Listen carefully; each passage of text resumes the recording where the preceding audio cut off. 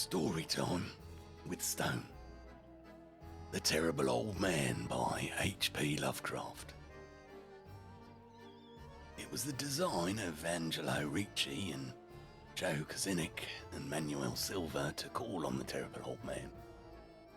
This old man dwells all alone in a very ancient house on Water Street near the sea, and, well, he's reputed to be both exceedingly rich and exceedingly fucking feeble, which forms a situation very attractive to men of the profession of Messieurs Ricci, Chesnick and Silva, for that profession was nothing less dignified than robbery.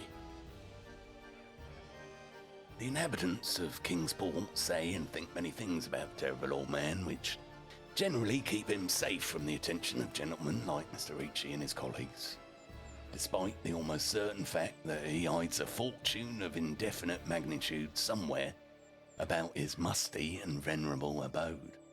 He is, in truth, a very strange person, believed to have been a captain of East India clipper ships in his day, so old that no one can remember when he was young, and so taciturn that few know his real name. Among the gnarled trees in the front yard of his aged and neglected place, he maintains a strange collection of large stones, oddly grouped and painted so that they resemble the idols in some obscure Eastern temple. This collection frightens away most of the small boys who love to taunt the Terrible Old Man about his long white hair and beard, or to break the small paned windows of his dwelling with wicked missiles. But there are other things which frighten the older and more curious folk who sometimes steal up to the house to peer in through the dusty pane. These folk say that on a table in a bare room on the ground floor are many, many peculiar bottles, in each a small piece of lead suspended pendulum-wise from a string. And they say that the Terrible Old Man talks to these bottles, addressing each of them by such names as Jack, Scarface, Long Tom, Spanish Joe, Peters and Mate Ellis, and that whenever he speaks to a bottle, the little pendulum within makes certain definite vibrations as if it answers it. Those who have watched the tall, lean, terrible old man in these peculiar conversations never fucking watch him again.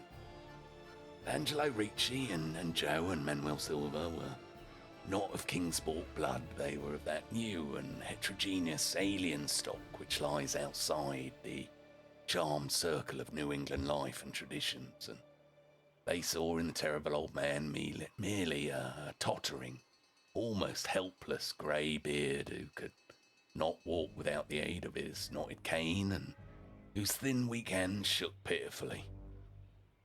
They were really quite sorry in their way for the lonely unpopular old fellow whom everybody shunned and whom all the dogs barked singularly. But business is business, and to a robber whose soul is in his profession, there is a lure and a challenge about a very old and very feeble man who has no account at the bank and who pays for his few necessities at the village store with Spanish gold and silver minted 2 centuries ago. Messieurs Ricci, Joe and Silva selected the night of April the 11th for their call. Mr. Ricci and Mr. Silva were to interview the poor old gentleman whilst Joe waited for them and their presumable metallic burden with a covered motor car in Ship Street, by the gate in the tall rear wall of their host's grounds. Desire to avoid needless explanations in case of unexpected police intrusions prompted these plans for a quiet and unostentatious departure, shall we say. As prearranged, the 3 adventurers started out separately in order to prevent any evil-minded suspicions afterwards. Messieurs Ricci and Silva met in Water Street by the old man's front gate, and although they did not like the way the moon shone down upon the painted stones through the budding branches of the gnarled trees, they had more important things to think about than mere idle superstition. They feared it might be unpleasant work making the Terrible Old Man loquacious concerning his hoarded gold and silver, The aged sea captains are notably stubborn and can be perverse. Still, he was very old and very feeble, and there were two visitors. Messieurs Ricci and Silver were experienced in the art of making unwilling persons voluble, and the screams of a weak, old, and exceptionally venerable man can easily be muffled. So they moved up to the one lighted window and heard the terrible old man talking childishly to his bottle with pendulums. They then donned masks and knocked politely at the weather-stained oaken door. Waiting seemed very long to Joe as he fidgeted restlessly in the covered motor car by the old man's back gate in Ship Street. He was more than ordinarily tender-hearted, and he did not like the hideous screams he heard in the ancient house just after the hour appointed for the deed. Had he not told his colleagues to be as gentle as possible with the pathetic old sea captain? Very nervously, he watched that narrow oaken gate and the high and ivy-clad stone wall. Frequently he consulted his watch and wondered at the delay. Had the old man died before revealing where his treasure was hidden, and had a thorough search become necessary? Joe did not like to wait so long and dark in such a place. Then he sensed a soft tread or tapping on the window inside the gate. He heard a gentle fumbling of the rusty latch and saw the narrow, heavy door swing inward.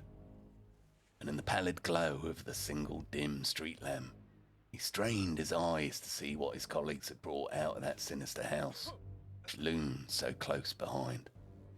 But when he looked, he did not see what he had expected. His colleagues were not there at all, but only the terrible old man, leaning quietly on his knotted cane and smiling hideously.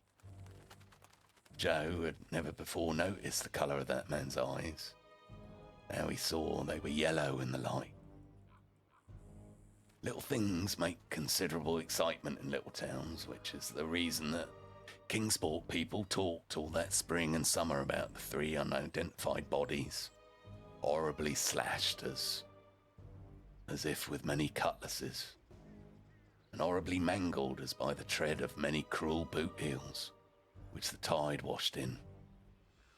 Some people even spoke of things as trivial as the deserted motor car found in Ship Street, or a certain especially inhuman cries, probably of a stray animal or migratory bird heard in the night before wakeful citizens.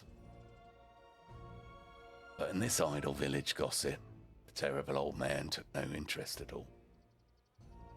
He was by nature reserved, and when one is aged and feeble, one's reserve is doubly strong. Besides, so ancient a sea captain must have witnessed scores of things much more stirring in the far-off days of his unremembered youth.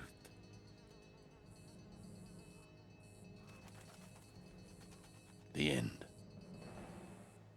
Oh, that was a little bit of Lovecraft. Written in January 28, 1920. Apparently it's of particular interest to fans of Lovecraft because it marks the introduction of Lovecraft's fictional geography, setting his work for the first time in fictional New England town of Kingsport.